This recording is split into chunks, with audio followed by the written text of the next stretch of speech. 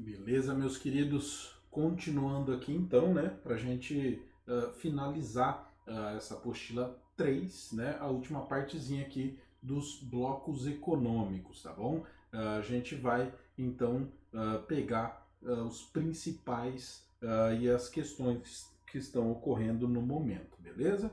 Logicamente que eu estou falando do Mercosul, né? Quando a gente vê questões de vestibular, principalmente do Enem, o Mercosul é o tema central, né? Beleza. O Mercosul, então, quer dizer Mercado Comum do Sul, né? Alguns outros ainda chamam de Cone Sul, tanto fez, tanto faz, tá? Bloco econômico criado, então, pelo Tratado de Assunção em 91, né? É o principal bloco econômico da América Latina. Bom, simplesmente, se você tem o Brasil junto com mais alguns outros na América Latina, você já está constituindo maioria econômica, né? Atualmente é formado por 5 membros efetivos, né, e 5 associados e um observador, beleza? A imagenzinha aí, então, do dia da assinatura do Tratado de Criação, que foi originalmente criado por Brasil, Argentina, Paraguai e Uruguai, né? Nem adianta mentir, a ideia principal era viabilizar, melhorar o comércio entre Brasil e Argentina, né? Só que aí você faz um bloco econômico com dois? Não, né? Chama mais gente. Paraguai e Uruguai vão ter economia muito menor que do Brasil, né? A da Argentina também é muito menor que a do Brasil. Se você somar os três aí, Argentina, Paraguai e Uruguai, não chega perto da economia brasileira, né? Beleza, os países membros então, ó, Argentina, Brasil, Paraguai, Uruguai e Venezuela. Temos os associados, Bolívia, Chile, Colômbia, Equador e Peru, né? Estado observador é o México, beleza? Então qual que é a ideia aí dos caras? Bom, exatamente, eles acabam não cumprindo alguns dos pré-requisitos para serem membros e acabam se tornando associados, né? E o Estado observador, que é o México, também tem grande interesse em toda a economia aqui do restante da América Latina, beleza? Então, ó, o mercado comum é uma união aduaneira, na verdade, tá? Mesmas características das áreas de livre comércio. Então, os membros adotam tarifas externas comuns, aquela TEC, né? Importam produtos e serviços de terceiros com tarifas iguais. Por que que isso ocorre? Por que que chama mercado comum tipo, não é um mercado comum? É exatamente devido ao Brasil, tá? As outras economias não suportariam um mercado comum com o Brasil, né? O Brasil destroçaria as economias dos outros países, beleza?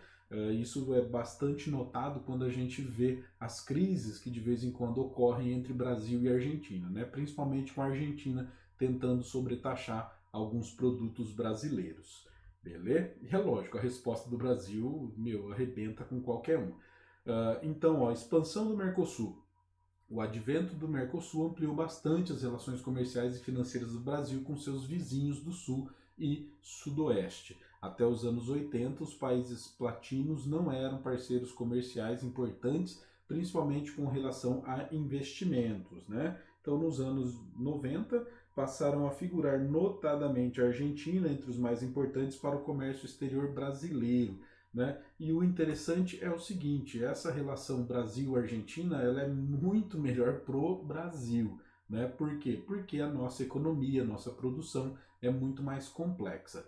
O Brasil, que tem a maior e mais industrializada economia do Mercosul, é o principal mercado para as exportações do Paraguai, do Uruguai e até da Argentina. E é o segundo maior exportador para esses três países, perdendo apenas para a China. Né? Então, isso aí é uma observação muito interessante, por quê? Porque antes do Mercosul, essa configuração era completamente diferente. Né? O Brasil ele ignorava seus vizinhos, simplesmente. Principais produtos exportados e importados pelo Brasil para os demais países do Mercosul. Então, exportação do Brasil. Automóveis, motores e peças, tratores, bebidas, né? Refrigerante, cerveja, cigarro, café, calçado, açúcar, aparelho de telefonia, óleos, enfim. Né? É muito grande a quantidade de produtos fabricados aqui no Brasil e mandados, exportados, mandados não, né? Parece até presente, para os outros países do Mercosul. uma coisa que é notável é o seguinte: a indústria automotiva brasileira é muito grande, né? Quase que ela mantém toda a América Latina, beleza? Só que também vale a pena ressaltar, né? Essa produção ela não é nacional exatamente. Por quê? Porque montadoras de automóveis brasileiras não existem, né? Bom, até existem, mas tipo, muito pequenas, né? Insignificantes praticamente. Importação: trigo, petróleo, artigos de couro, automóveis e peças. Bebidas, né? Vinho e suco, carne, leite e leite em pó e milho. O interessante é o seguinte, que boa parte dessas importações são coisas muito simples que o Brasil acaba devendo aí, né? Mas, por exemplo, a carne não é em grande quantidade, né?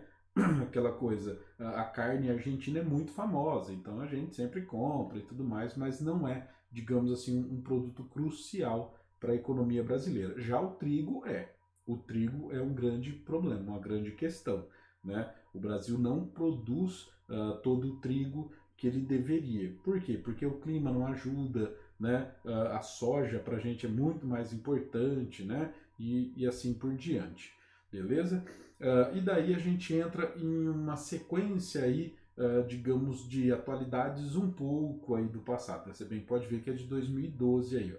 No dia 15 de junho de 2012, uma operação policial para remover o sem terra, ordenada por uma decisão judicial a pedido do ex-senador colorado Blas Riquelme, acabou com a morte de 6 policiais e 11 manifestantes.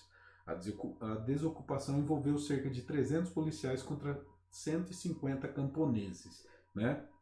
Então, isso aí ocorreu no Paraguai, né, praticamente um massacre aí, né, vê pelos números de policiais e de manifestantes, né. Então, o que que ocorreu pro Mercosul?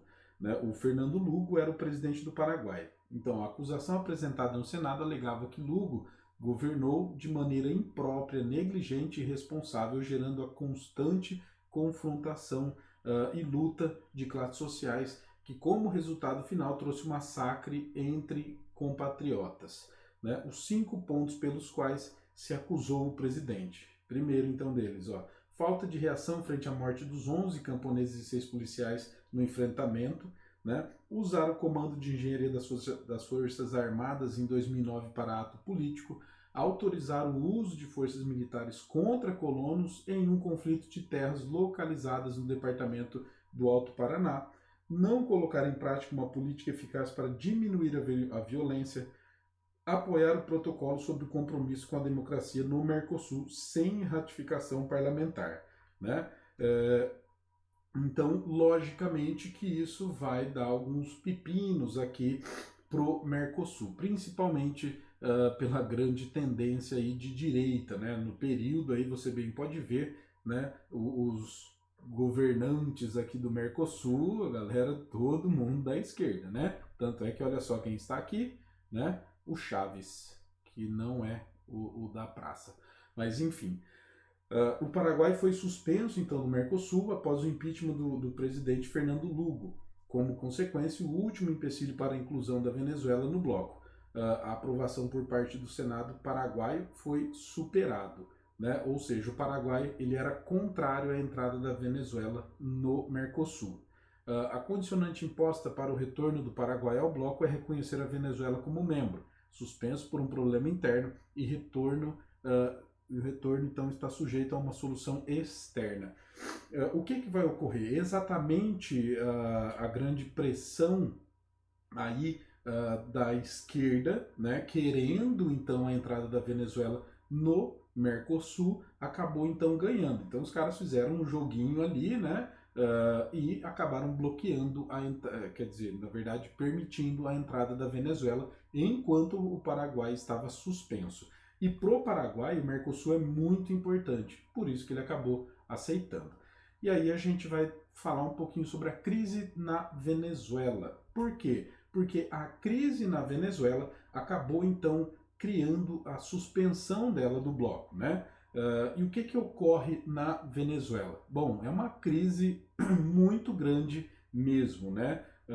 Anterior ao governo do Maduro. O que, que ocorre necessariamente na Venezuela? Bom, eles apostaram tudo no petróleo.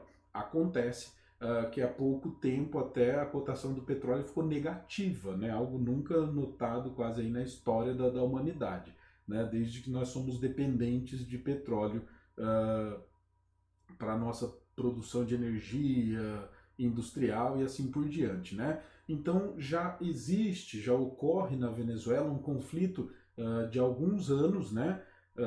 Principalmente criado aí pelo Chaves, né? Que sempre jogava a culpa nos Estados Unidos, que queria tirar ele do poder e assim por diante, né? Então a Venezuela ela vai acabar se degradando muito, né? O que ocorre na Venezuela é fome mesmo, né? Tanto é que olha só a manchete aí da BBC. As bombas de cocô que se tornaram o último recurso de manifestantes contra Maduro na Venezuela. Ou seja, os caras não tem nem tipo, outra coisa para jogar, né? Tipo uma granada, alguma coisa do tipo. Então o negócio tá feio mesmo lá. E o que acaba ocorrendo então? Você vai ter atualmente a Venezuela com dois presidentes, né? O Maduro, que seria o da esquerda, né? Acusado de ter dado um golpe, de ter burlado a eleição, e exatamente o. Nossa, mano, você acredita que eu esqueci o nome do fera aqui, ó? Enfim, eu vou lembrar o nome dele.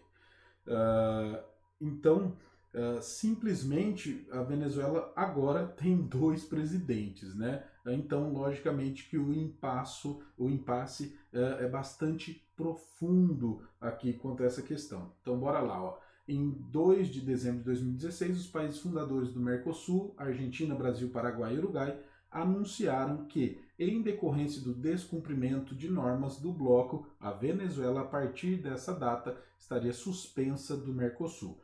O Mercosul, como a maior parte dos blocos de países, possui interesses fundamentalmente econômicos. A atual situação caótica da política e economia venezuelana influenciou de forma significativa o fim da tolerância em relação ao descumprimento das normas do bloco por parte da Venezuela e sua consequente suspensão.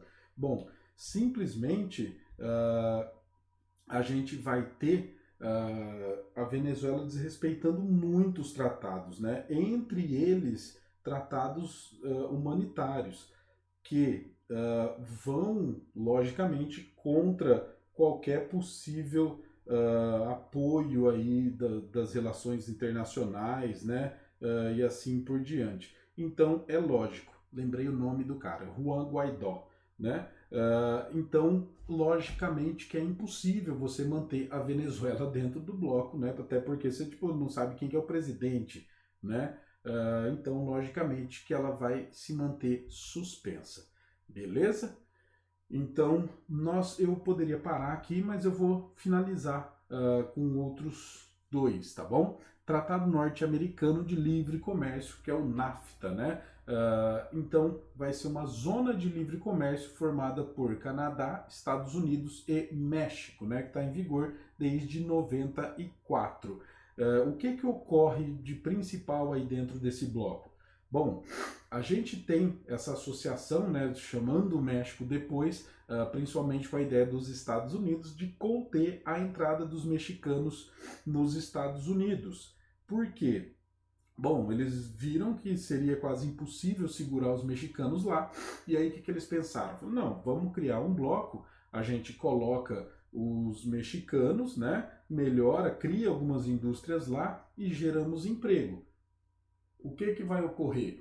Eles simplesmente vão ter emprego lá, não vão precisar vir para os Estados Unidos. Mas é lógico que os Estados Unidos querem mesmo é se aproveitar da mão de obra barata, né? Ou seja, os salários não vão ser lá aquela coisa. Então, esse fluxo aí acabou se demonstrando o seguinte: os Estados Unidos, eles na verdade, parece que eles pioraram a situação, porque agora eles exploram mais ainda os mexicanos, né? Eles criaram essas indústrias aí, né, as chamadas maquiladoras, que em diversos casos funciona assim: o escritório central, a parte de produção, de criação, ou seja, os grandes salários onde a tecnologia é produzida, acabam ficando nos Estados Unidos. E a parte de produção, de montagem, né, que seria a mão de obra braçal, acaba ficando no México. Ou seja, eles estão exatamente explorando a economia, a mão de obra dos mexicanos. Temos dois lados, né? Os mexicanos não veem isso de toda forma assim negativa. Por quê? Porque na verdade você acaba então criando mais empregos. Eles não teriam tudo isso, né? Por exemplo, uma das questões do México é que quando a gente pega a exportação do México, ela é maior do que a brasileira, né? Ou seja, é exportação para os Estados Unidos, né? Os negócios que eles mandam, beleza, mas é exportação, né? Ou seja, a economia mexicana ela ficou sim mais forte. Está sendo explorada? Está sendo explorada. Mas nós temos questões atuais, como por exemplo, o Paraguai vive pedindo para os Estados Unidos fazerem a mesma coisa, né? Por quê? Bom, porque vocês já pensaram se os Estados Unidos mandam algumas indústrias para o Paraguai, né? Nossa, aí sim a gente vai mesmo para o Paraguai, né? Mas é lógico, os países que fazem parte do Mercosul são contrários a isso, né? E é lógico que a gente vai ter a questão da fronteira, construção de muro e tudo mais, uma coisa que você não vê de modo algum ocorrendo na fronteira com o Canadá, né? Então os canadenses, digamos assim, eles têm praticamente livre circulação no território norte-americano. Por quê? Porque o controle com relação a eles é nada, né? Então, você tem as fronteiras, ali tem os controles, pedido de passaporte, tudo mais, mas nada parecido com a fronteira entre Estados Unidos e México, beleza? E a cooperação econômica da Ásia e do Pacífico, né? O APEC, formada então por países asiáticos, americanos e da Oceania. Beleza? Então a ideia é você praticamente pegar ali todo o Oceano Pacífico, né? O objetivo, promover através de uma zona de livre comércio o crescimento econômico e integração comercial, os negócios e os investimentos na região da Ásia e do Pacífico. Esse bloco é imenso, né? Então, logicamente que a ideia é você pegar ali os tigres asiáticos e tudo mais, né? E tentar melhorar suas condições de negociação com eles. Problemas: membros muito heterogêneos, distâncias geográficas e distintos interesses, né? Por exemplo, dentro desse bloco você tem países como Singapura, que os caras praticamente são um paraíso fiscal, né? Ou seja, reduzem cobrança de impostos, não querem saber da origem do dinheiro, o que acaba então ferindo aí alguns princípios, né? Então a APEC é um bloco econômico que a grande diversidade dos seus membros acaba dando uma engessada nela, beleza? Então, senhores, beijão para vocês, bons estudos e até mais. No próximo vídeo acho que a gente se vê, né? Tchau, tchau.